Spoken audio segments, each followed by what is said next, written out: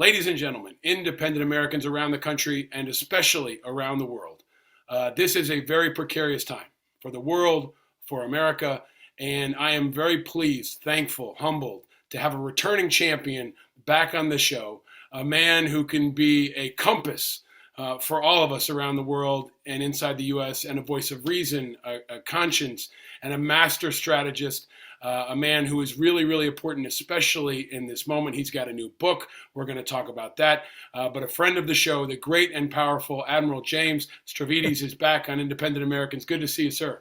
Great to see you, Paul. Thanks for having me on. It's great to have a couple of veterans together who share a hairline. Absolutely. I'm willing to be your stunt double anytime. Exactly. And I appreciate the Ukrainian flag on your lapel pin. I want to talk about that. I want to talk about the global threats. I want to talk a little about the political environment and how that could impact things. Maybe talk about the Arctic, which no one seems to talk about except a couple of us. But let's start with where we always start. Last time you joined us was episode 89. A lot has happened since then. Wow. Where are you and how are you? I'm doing well. I continue primarily as chairman of the board of the Rockefeller Foundation, a very, very large international philanthropic organization. We're working hard at electrifying Southern Asia and also Sub-Saharan Africa.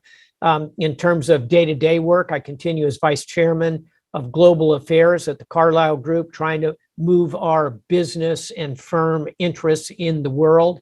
And then, as you know, Paul, I continue to do the writing and the commentary. That's kind of ground zero for me, I think, in a lot of ways. I try to bring that lifetime of experience, particularly as Supreme Allied Commander of NATO, to this current situation. So I'm still on MSNBC, NBC.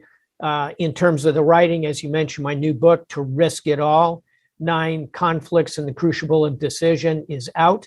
And that gives me latitude to do even more commentary across even more platforms. So busy, but good busy. I wonder if you're like another prestigious bald guy, Mark Kelly. Maybe you have a secret twin brother somewhere, because I don't know how you're so productive in doing so many things. But I've been really happy to see you on television more. I really think you've been guiding this conversation. And in many ways, for you and for me, the news has kind of come to us in our area of expertise. But I want to start with something that I think is not being framed as a national security issue, and I think should be. It's the number one issue in America, I think, for most Americans who may not be tracking on Taiwan, who may not be closely connected to Ukraine. Mass shootings are killing people every single day in this country. If we had this kind of weapon proliferation in Iraq, we probably would have been driven out of there much sooner. Is this a national security imperative? I think it is. Do you think it's a national security imperative? And if it is, what can the president do in that framework? And if you were president, what would you do?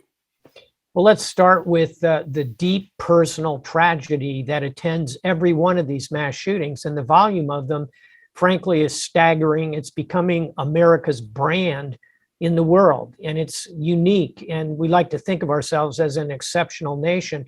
And in so many positive ways, Paul, we are. But in this way, we are deeply exceptional in the worst imaginable way. So point one, yes, this is a domestic tragedy unfolding in front of us. Point two, your point, I think is underappreciated, which is how this undermines us in the world and thus affects our national security. I just came back from Europe doing a whole series of meetings there, including Davos, World Economic Forum, a number of other meetings around Europe. And these are our closest pool of allies and friends and partners, and most of them NATO members. And the first thing I heard from everybody was, what is wrong with you? What is wrong with your country? And so if we want, and I think we should, seek to lead in ideals of democracy and freedom of speech and freedom of the press and gender equality and racial equality, we are undercutting our ability to lead in those areas by our seeming inability to get our hands around this enormous crisis that we are facing. I'll conclude quickly with, what can we do about it? You know, Paul, in some ways, the problem reminds me of my time, not at NATO as Supreme Allied Commander, but at U.S. Southern Command. in charge of military activities south of the United States. And one of the major challenges there was narcotics, the flow of narcotics into the United States. Too many people had a simplistic view of that there was going to be one silver bullet that could solve the problem of narcotics flowing into the United States. There is not. You have to create a holistic solution. I think it's the same here. We need sensible measures for gun safety. We need to think hard about how we can reduce the volume of guns produced and washing through our society. Look, you and I have devoted ourselves to the profession of arms. We're both veterans. We know how to use a weapon. We have used weapons. It requires skill and attention and understanding. These are not tools for amateurs to have in their hands. So there's a gun safety part of this. There's a mental health part of this. There's a red flag law part of this. There is a strengthen the schools, harden the schools part of this. There is a training piece of this, an education piece. So bottom line, if I were advising the president, I'd say, don't look for a silver bullet. Figure out how you fit all those pieces together. I'll close with a great quote from 20th century America, a writer, a columnist named H.L. Mencken. He said that to every problem, there is a solution, quick, easy, simple, and wrong. This is one of those situations. There's no silver bullet. We've got to pull at all those horses. And yes, it's undermining our national security by harming our reputation in the world significantly. Sir, it seems like there's a stunning lack of creativity in tackling the problem, obviously in unity, but is there any latitude administratively, politically, and the resource perspective if it's viewed as a national security threat? Because if this many kids were being killed by ISIS, we'd be mobilizing the 82nd Airborne, the War Powers Act, we'd be flexing the AUMF. I mean, I've asked out loud, I mean, is there even any flexibility within the AUMF for the president? I'm trying to think outside the box here, but is there an opportunity to somehow not only enlist our military and veterans in the national conversation, which I think is very important. We need white male gun owners to be involved and lead this conversation. I think that's part of why Matthew McConaughey's comments have resonated so much. But is there any creative flexibility in way we've used the National Guard for everything, right? In the last 20 years, from driving school buses to the border, this inside and out. Are there any pieces here that we need to look out into the defense and national security world that can help tackle any of those priority components? I think you've mentioned one of them, and I'll add another one. The one you mentioned quite correctly is, and I think the National Guard is perfectly positioned for this, but it's to get our active duty armed forces, to include, by the way, the reserves and the Guard, who touch bigger segments of the civilian population, as you well know. Let's get them involved in this, and let's have them be part of that educational piece. There are a large number of ways in which they can stand on the right side of these issues in complicated ways, let's face it, because many of them, like you and I would suspect, are gun owners. But we know how to use a gun, how to protect it. We know how to keep it safe. We know how to keep it out of the hands of an 18-year-old. And by the way, one thing I haven't mentioned, I think raising the age at which someone can obtain a assault rifle, if you will, an AR-15, makes a lot of sense. I just don't see a coherent argument against that. You can't buy a beer until you turn 21, but you can buy an AR-15 at 18? Really? In any event, your first point, the education, the training, the symbolic side of this could be something that the Department of Defense could do very well. And then the other thing you haven't mentioned is technology. Are there technology solutions here? If we know how to harden a fire base, we can figure out how to harden a school. You know, people say, oh, that's a distraction. We've just got to get rid of all the guns. Again, that's a faux choice. You got to do parts of both of that. And by the way, a good analogy here is after 9/11, what did we do? We hardened the cockpit. Since then, no one's hijacked an airplane. Talk about a simple solution to a problem. And so I think technology could help us in everything from a lock that goes on to a gun that is keyed to an individual's fingerprints, for example, so that my arms can't be used by anybody except me. That is within our technical capability. The Department of Defense has got vast R&D capability. It's an idea, one of 1,000, I think, worth exploring on the technology side.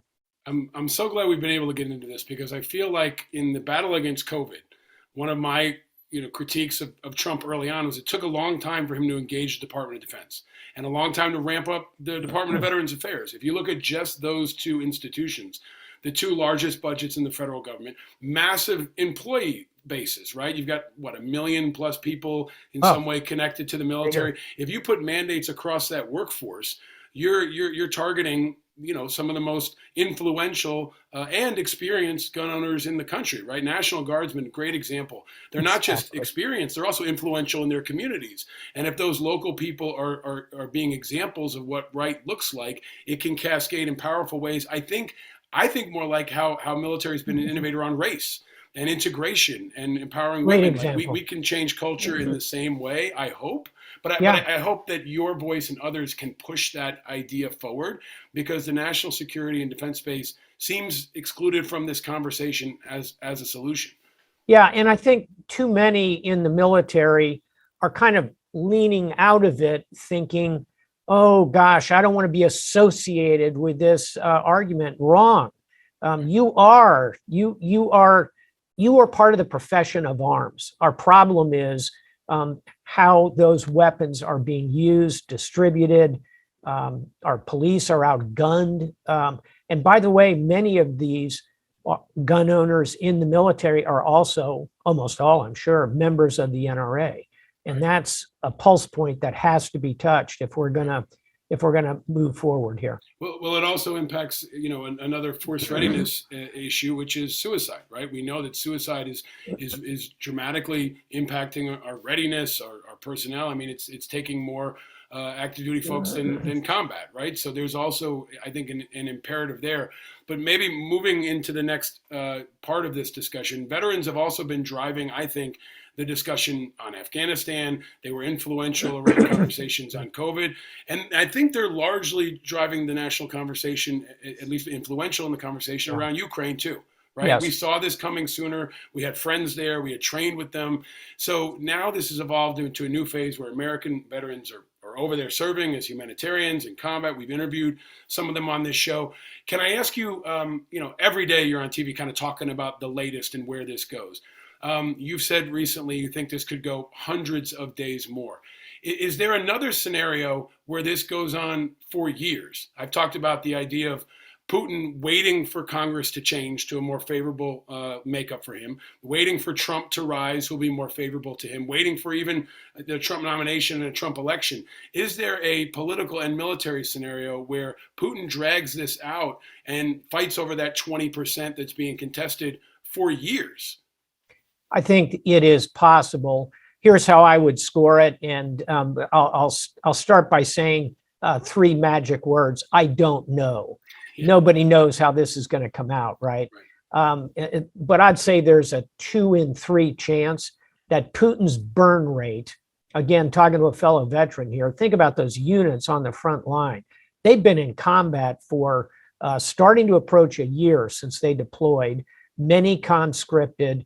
They're watching body bags flowing at record numbers, very reliable estimates of 20,000 Russians killed in action. As you well know, Paul, and you've been a champion of this, of understanding this, our losses in Afghanistan and Iraq combined were about 7,000.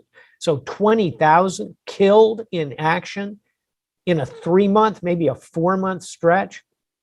That's burn rate. And his tanks are being destroyed, about 1,000 so far. His flagship of the Black Sea Fleet resides comfortably as a coral reef at the bottom of the Black Sea. 500 dead sailors there, by the way.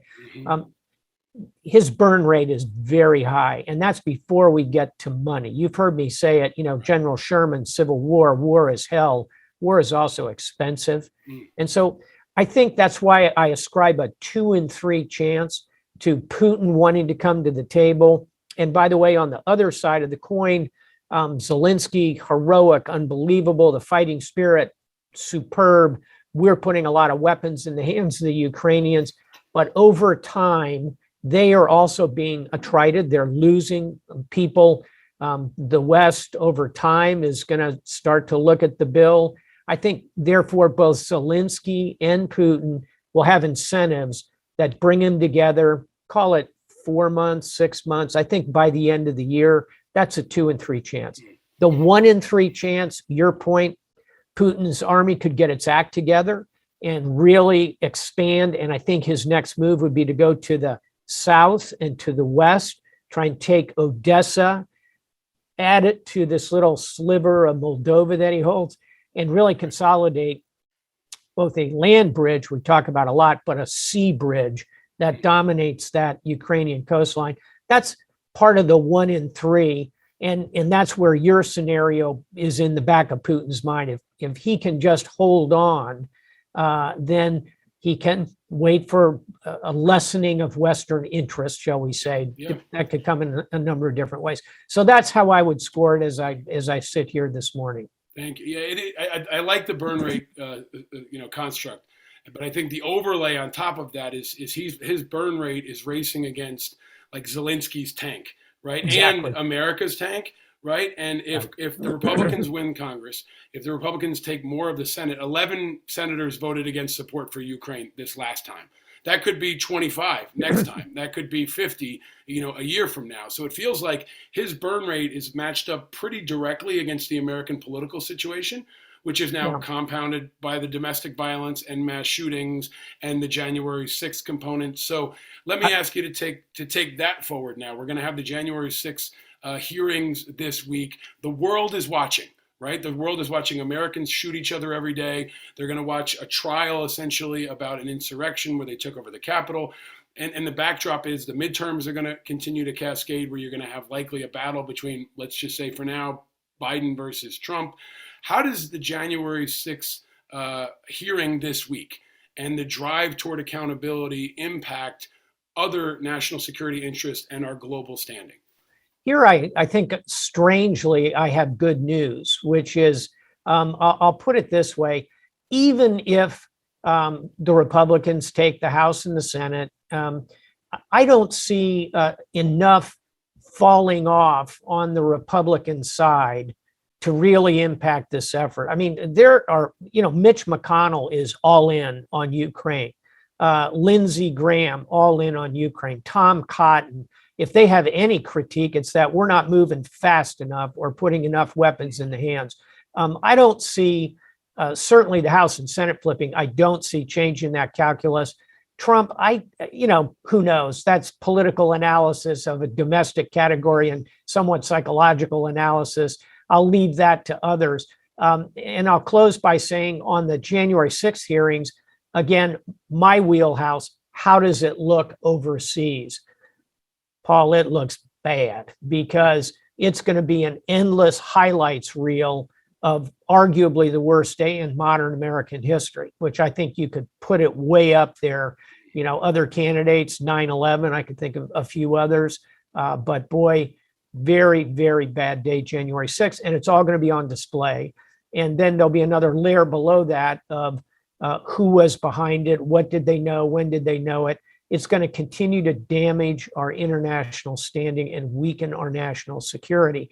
We should still hold those hearings because we need to know the answers. Just like 9/11, afterwards we had a 9/11 commission that looked at what happened and it made us stronger. I'm hopeful, however these hearings turn out, in some way they will make us domestically more rigorous in resisting a moment like that.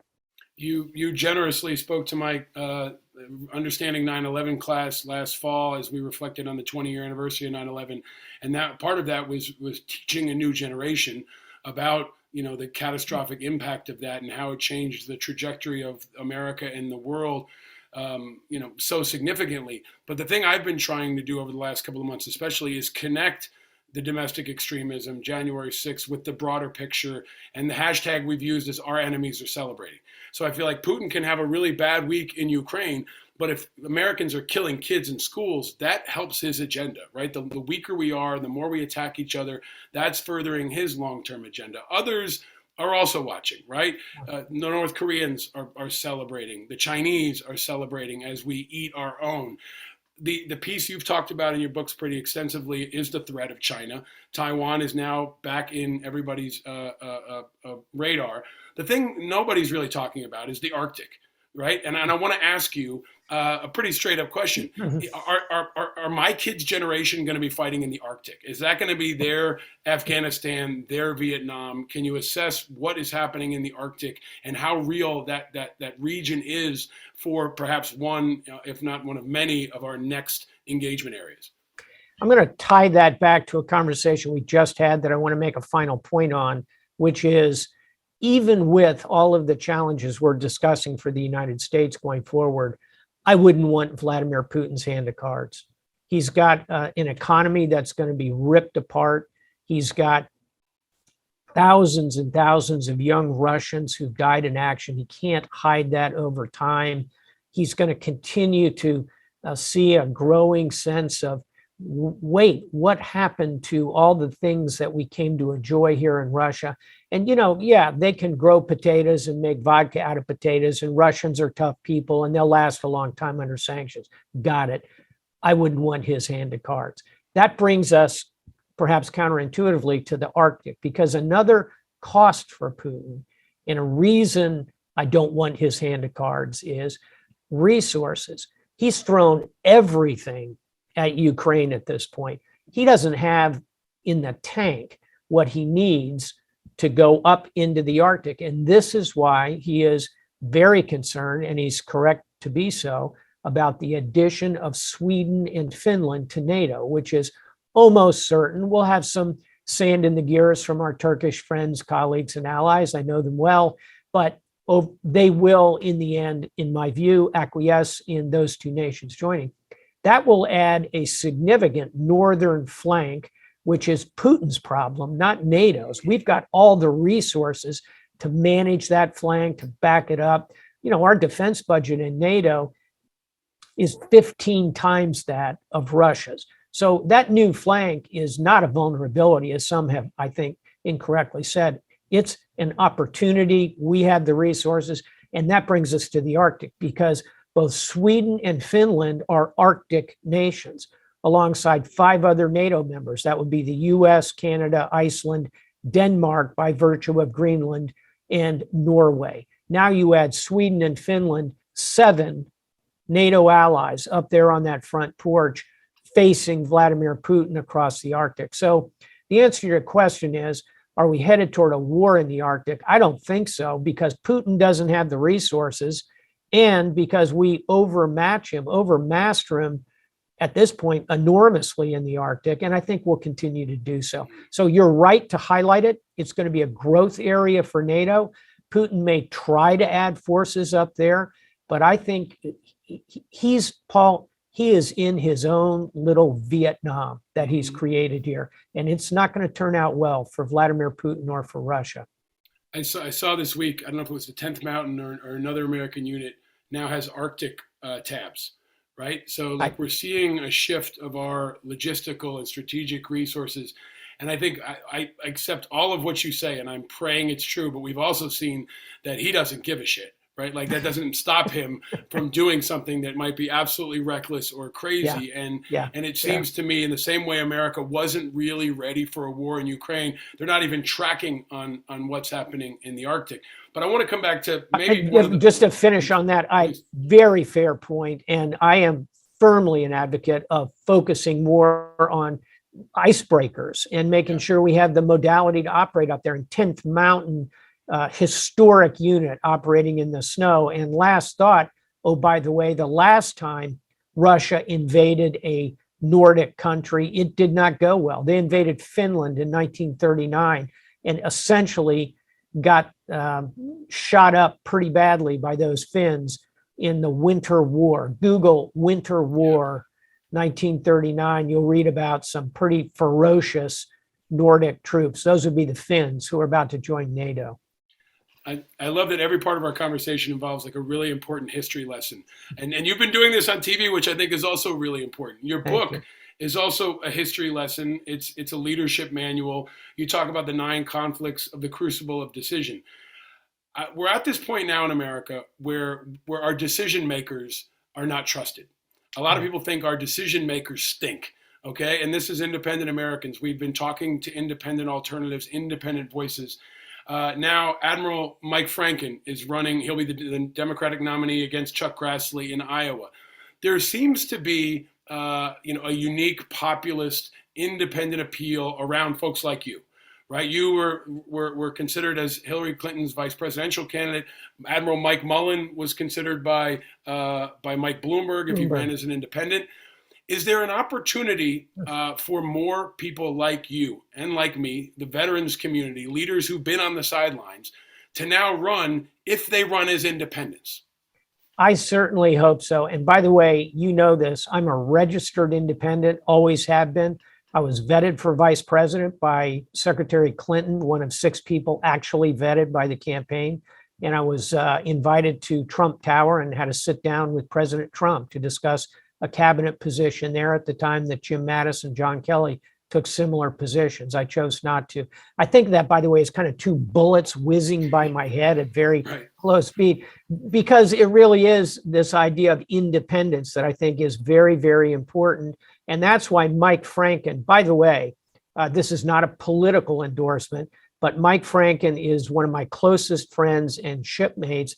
When I was young, Commander Stavridis, captain of USS Barry, Lieutenant Commander Mike Franken was my executive officer, second in command of that brand new, beautiful Arleigh Burke destroyer, USS Barry.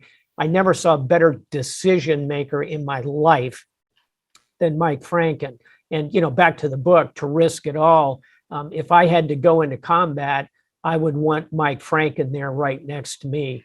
Again, not a political endorsement. I am a political independent. That's for the voters of his state to decide. But I will tell you, he's a perfect exemplar of what you're talking about.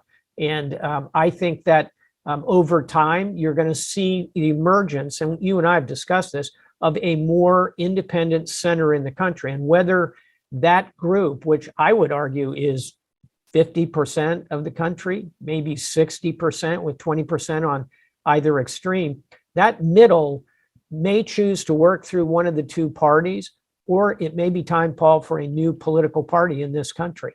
Yeah, and that's what I think we're rooting for, sir. I mean, I think a lot of us, Franken's a great example. He's jumped in now, right? He said January 6th in part inspired him.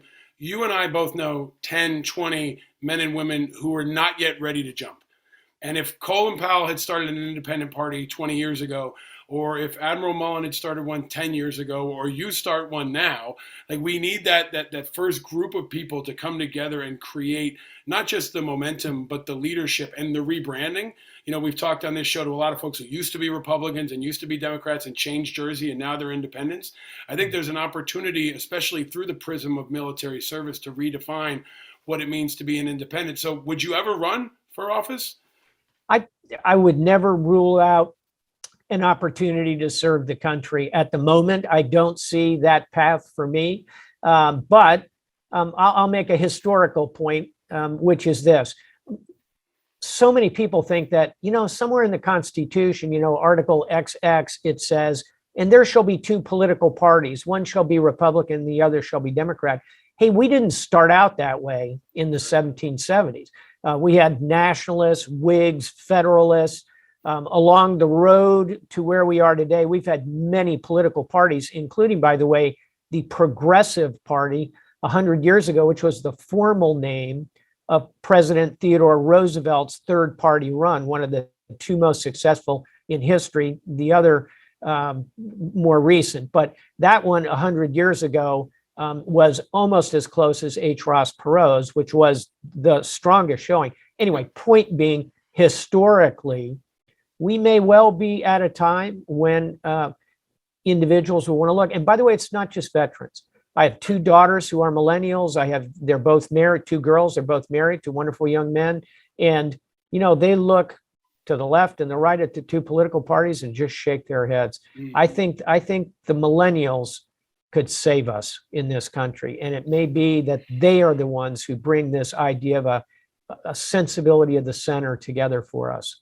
I think that's right. I think we talked about this with John Updike, and we've talked about it with others. It feels like we need that first, European World Cup champion to come to America and agree to play in the MLS. We need a David Beckham. We need someone to be the first one who's got cachet, who's got a brand, who's got respect. And I think you are one of those people that's in a really unique position to be able to do that. We need the millennials, we need all of them, but we also need a new leader, right? Or a couple of them. And it can be a cabinet, but it's not going to be Andrew Yang. It's not going to be Evan McMullin. It may be someone that emerges up in the same way Barack Obama did, but I think this is the moment. And I know you dodged 2 heat rounds, but we might need you to take one in that strong Kevlar vest that I know can take one hard heat round and still keep chugging. Because as George Washington used to always say, when we assumed the soldier, we did not lay aside the citizen. You've been an incredible citizen. Yeah. You've been an example for all of us. You continue to serve. I'm so grateful for your wisdom and your friendship and your leadership. And I hope you will just extend it as far as you can. We need a whole army behind you and alongside you.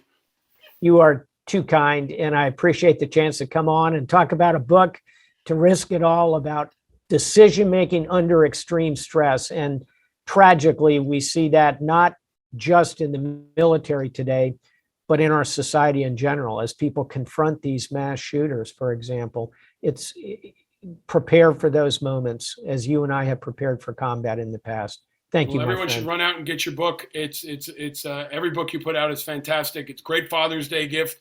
And in the meantime, you can all give America a great Father's Day gift and join the Draft Admiral Stavridis campaign to get him and a couple other folks to go deeper into it. But thank you for all you do, sir. Best of luck out there and everything you're doing, and stay vigilant, my friend. Thanks for doing a risky interview with me today. Thanks, Paul. Thank you, sir. All the best. All the best.